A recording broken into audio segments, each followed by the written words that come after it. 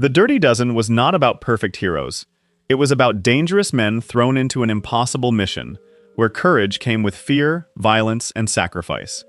In 1967, that rough-edged cast gave war cinema a new kind of toughness.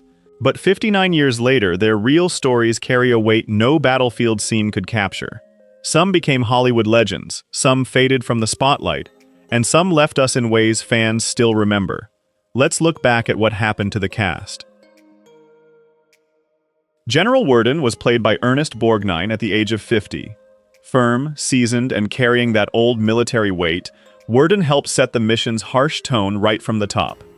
In The Dirty Dozen, nobody feels clean or innocent for long, and Borgnine gave the command side of the story that rough, no-nonsense authority.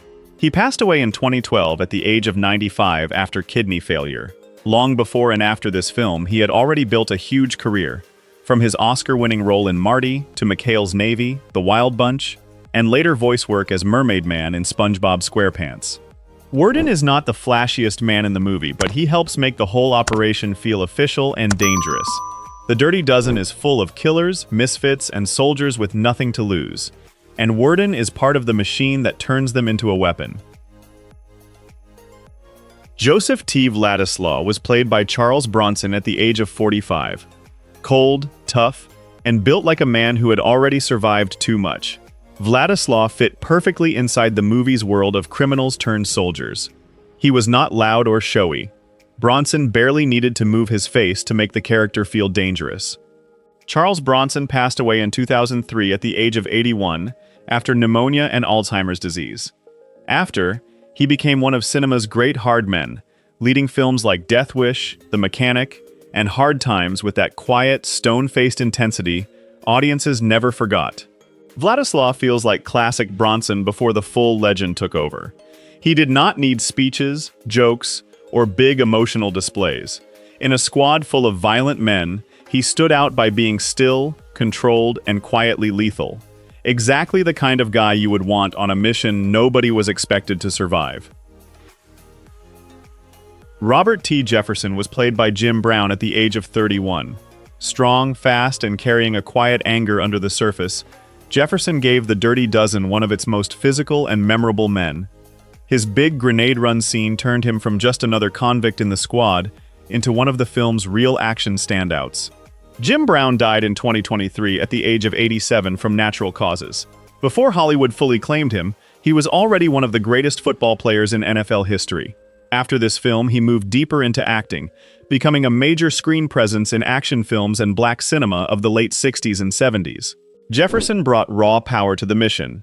The movie is packed with hard faces and dangerous men, but Brown had the body language of someone who did not need to prove anything. When the action finally explodes, he gives the story one of its most unforgettable bursts of speed, strength, and sacrifice. Victor R. Franco was played by John Cassavetes at the age of 37. Cocky, rebellious, and always looking like he might start a fight just to see what happens, Franco brought real friction into the squad. He was not the quiet professional type, he was a problem, and that made him one of the film's most alive characters. He died in 1989 at the age of 59 after cirrhosis of the liver. Away from this war film, he became a giant of independent cinema, directing raw, personal movies like Faces, A Woman Under the Influence, and The Killing of a Chinese Bookie. Franco is the kind of soldier you would hate to manage but love to watch. He pushes back, mouths off, and makes every authority figure work for control. In a movie about turning criminals into a weapon, Cassavetes made sure Franco never felt fully tamed. Sergeant Barron was played by Richard Jaeckel at the age of 40. Hard, disciplined, and clearly used to dealing with men who needed breaking before they could be trained, Barron gave the camp scenes a sharp military edge. He was not there to be liked. He was there to make the Dirty Dozen ready for a mission almost nobody expected them to survive. Richard Jaeckel passed away in 1997 at the age of 70 after melanoma. He had one of those tough, reliable character actor careers, showing up in war films, westerns, crime stories, and later television work, including an Oscar-nominated role in Sometimes a Great Notion. Barron helped make the training feel rough and believable. Reisman may have been the mastermind, but Bowron was part of the pressure that shaped these criminals into something like a unit. He brought the sweat, discipline, and old army toughness the story needed. Major Max Armbruster was played by George Kennedy at the age of 42. Big, blunt, and carrying that hard military presence, Armbruster fit right into the pressure cooker around the mission. He was the kind of officer who made the army machine feel heavy, serious, and not exactly built for mercy. George Kennedy died in 2016 at the age of 91 after heart disease. Before and after The Dirty Dozen, he became one of Hollywood's most reliable tough guy actors, winning an Oscar for Cool Hand Luke, and later reaching a totally different audience through Airport and The Naked Gun. Armbruster adds weight to the film's command structure. The Dirty Dozen is not just about the criminals doing the fighting, it is also about the officers gambling with their lives. Kennedy had the size, voice, and presence to make that military world feel rough and real. Pedro Jimenez was played by Trini López at the age of 30. Light, likable, and carrying a very different energy from the harder men around him, Jimenez gave the squad a bit of charm before the mission turned deadly. He was not the scariest member of the group, but that made him stand out in a team full of bruisers. Trini López passed away in 2020 at the age of 83 after complications from COVID-19. Long before many fans knew him from this film, he was already a popular singer and guitarist, famous for hits like If I Had a Hammer and for his smooth stage style. Jimenez brings a strange little softness into a brutal movie.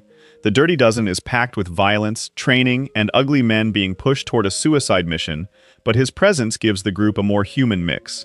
Not every man in the squad felt like the same kind of criminal. Stuart Kinder was played by Ralph Meeker at the age of 46. Cool, sharp, and carrying the suspicious calm of an officer who studies men like problems, Kinder brought a different kind of pressure to the story. He was not just watching the mission, he was measuring the minds of the men being sent into it. He passed away in 1988 at the age of 67 after a heart attack. Earlier in his career, he had played Mike Hammer in Kiss Me Deadly, one of the great hard-boiled noir performances, and he later worked steadily across film, stage, and television. Kinder gives the movie a colder psychological edge. Around a squad of violent convicts, somebody had to look past the muscles and weapons and ask what made these men tick. Meeker brought that clipped, wary energy, the kind that makes even a conversation feel like an interrogation. Carl Everett Dasher Breed was played by Robert Ryan at the age of 57. Cold, proud, and exactly the kind of officer who hated Reisman's dirty little experiment, Breed gave the film a strong dose of military arrogance. He was not fighting the mission directly, but his attitude made the Army's internal politics feel just as hostile as the enemy. Robert Ryan passed away in 1973 at the age of 63 after lung cancer. Before The Dirty Dozen, he had already built a powerful screen career in noir, westerns, and war films, often playing hard, morally complicated men. His work in Crossfire even earned him an Oscar nomination. Breed brings a nasty kind of pressure to the story. The movie is already full of criminals, violence, and impossible odds, but Ryan makes the command world feel ugly too. He plays Breed like a man more interested in control than survival, which makes Reisman's squad feel even more like outsiders. Archer J. Maggott was played by Telly Savalas at the age of 45. Creepy, fanatical, and genuinely dangerous in a way that feels different from the rest of the squad, Maggott brought real ugliness into The Dirty Dozen. Some of the men were rough or violent, but Maggott felt unstable from the start. Telly Savalas passed away in 1994 at the age of 72 after bladder and prostate cancer. After this film, he became a television icon as Kojak, the bald, lollipop-loving detective with the famous "Who loves ya, baby?" attitude. But Maggott showed a much darker side of him. Maggott is hard to watch, and that is the point. He reminds viewers that the Dirty Dozen are not secretly noble heroes from the beginning. Some are broken, some are brutal, and some are truly frightening. Savalas made sure the mission never felt too clean or heroic. Vernon L. Pinkley was played by Donald Sutherland at the age of 31. Odd, loose, and quietly hilarious without trying too hard. Pinkley gave the squad one of its strangest sparks. His fake general routine became one of the film's best comic moments, a little burst of absurdity inside all the mud, violence, and military pressure. Donald Sutherland died in 2024 at the age of 88 after a long illness. After The Dirty Dozen, he became one of the great screen actors of his generation, with roles in MASH, Clute, Don't Look Now, Ordinary People, and later, The Hunger Games. Hinckley feels like an early glimpse of the Sutherland weirdness people would come to love. He did not need to play the biggest tough guy in the squad. He brought something stranger and more unpredictable. In a film full of hard men, that offbeat energy made him stand out. Samson Posey was played by Clint Walker at the age of 40. Huge, quiet, and built like a man who could tear a door off without raising his voice, Posey gave The Dirty Dozen one of its most physically imposing figures. He was not the loudest convict in the group, but his size and stillness made him feel dangerous in a very different way. Clint Walker passed away in 2018 at the age of 90 after congestive heart failure. Long before Posey, he was already famous as Cheyenne Bodie in Cheyenne, one of television's early Western giants. That clean-cut, heroic image made his place inside this rough criminal squad feel even more interesting. Posey brought brute force, but not much flash, and that worked. In a movie full of talkers, schemers, and men trying to prove themselves, he felt like the heavy weapon standing quietly in the corner. When the mission finally turned violent, Posey's presence made the squad feel more dangerous just by being there. General Denton was played by Robert Webber at the age of 42. Polished, skeptical, and carrying that upper command sharpness, Denton belonged to the military world, judging Reisman's wild plan from above. He was not down in the mud with the convicts, but his presence helped make the mission feel like a gamble being watched by powerful men. Robert Webber passed away in 1989 at the age of 64, after amyotrophic lateral sclerosis. Across his career, he became one of those smooth, reliable character actors who could play officers, businessmen, lawyers, and men with authority. He later appeared in films like 12 Angry Men, The Great White Hope, and 10. Denton adds to the feeling that The Dirty Dozen is not only a battlefield story, it is also about army politics, reputation, and men in clean uniforms deciding whether desperate criminals can be useful. Webber gave that command room world a crisp, slightly cold edge. Milo Vladik was played by Tom Busby at the age of 30. Lean, nervous, and rough around the edges, Vladik was one more damaged piece inside Reisman's impossible squad. He did not have the star power of some of the bigger names around him, but that actually helped him blend into the dirty, uneasy feeling of the group. Tom Busby passed away in 2003 at the age of 66 after cancer. He had a career that moved through acting, writing, and directing, with work on both sides of the Atlantic. Away from this war film, he later became involved in theater and screen projects that showed he was more than just another face in the lineup. Vladik belongs to the film's gritty ensemble texture. The Dirty Dozen works because the group feels packed with different kinds of trouble. Loud men, quiet men, killers, cowards, and survivors. Even the smaller names helped make the squad feel like a real collection of prisoners thrown into one last ugly chance. Glenn S. Gilpin was played by Ben Carruthers at the age of 30. Lean, tense, and carrying a nervous edge that fit the squad's rough energy.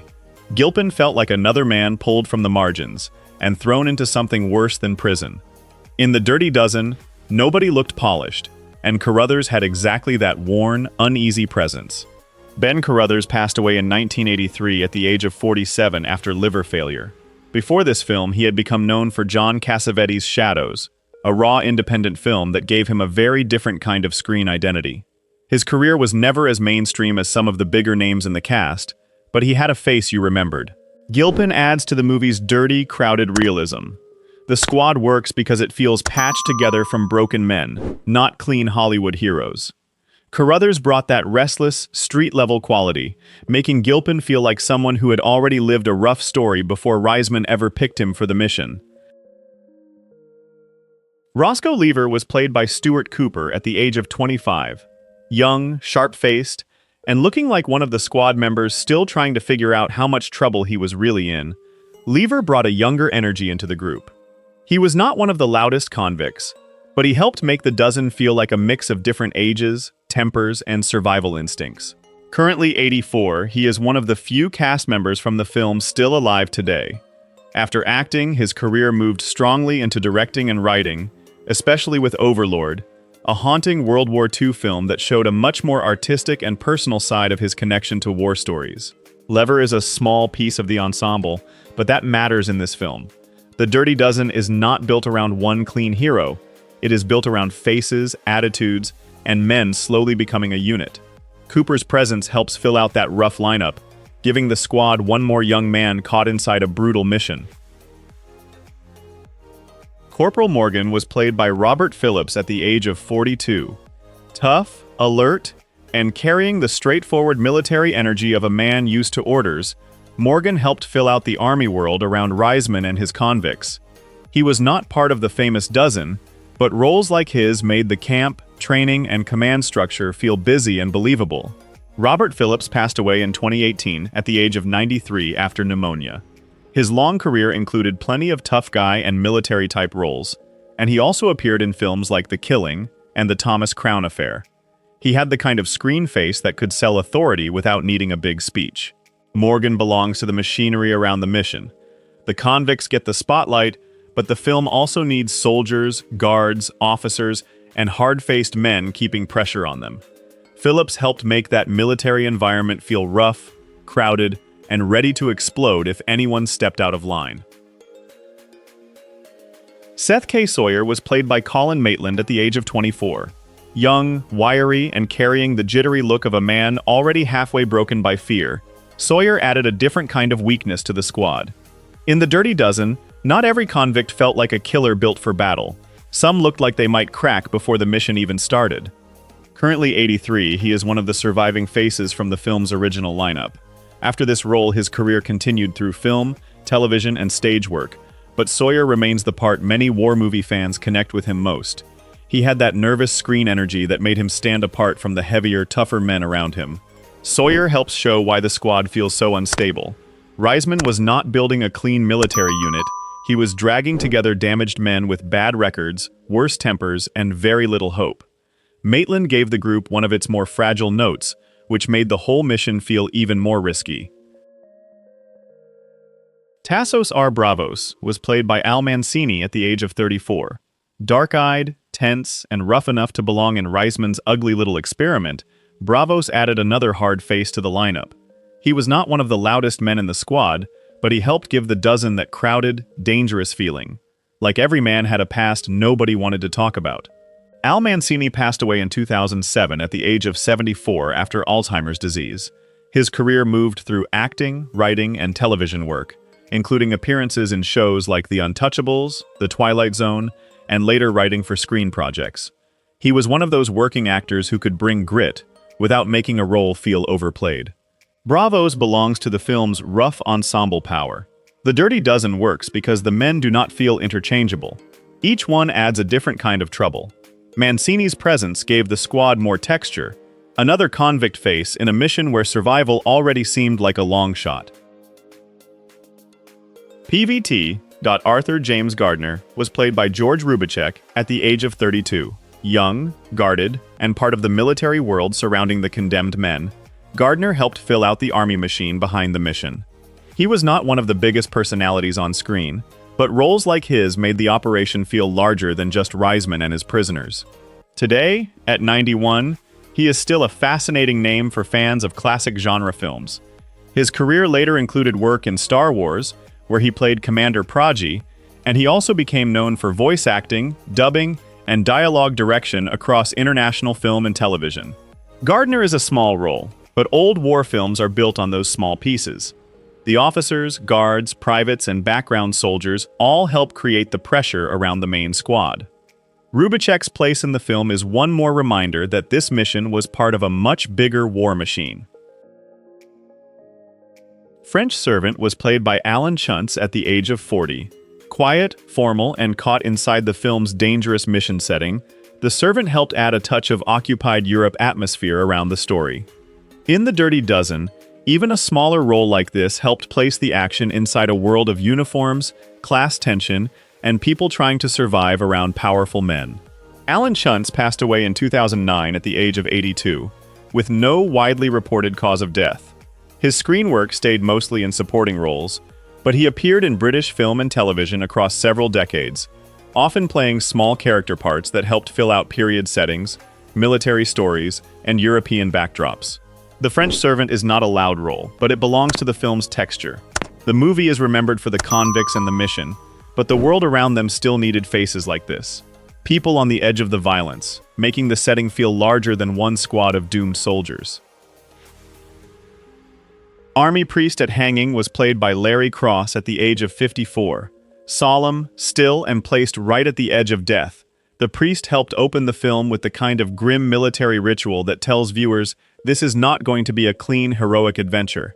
His presence made the hanging feel colder, heavier, and more final.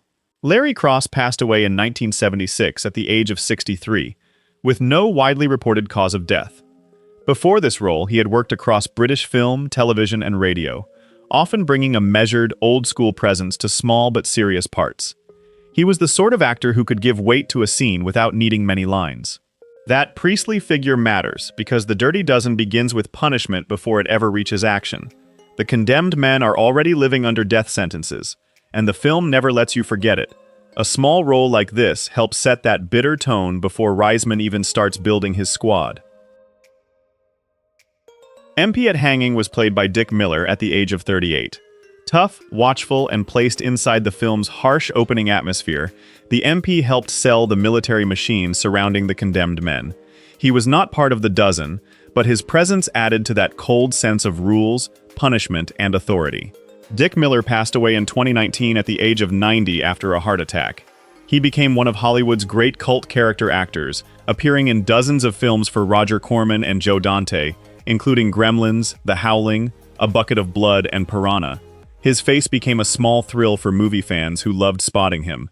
The MP role is brief, but it fits the film's rough opening world.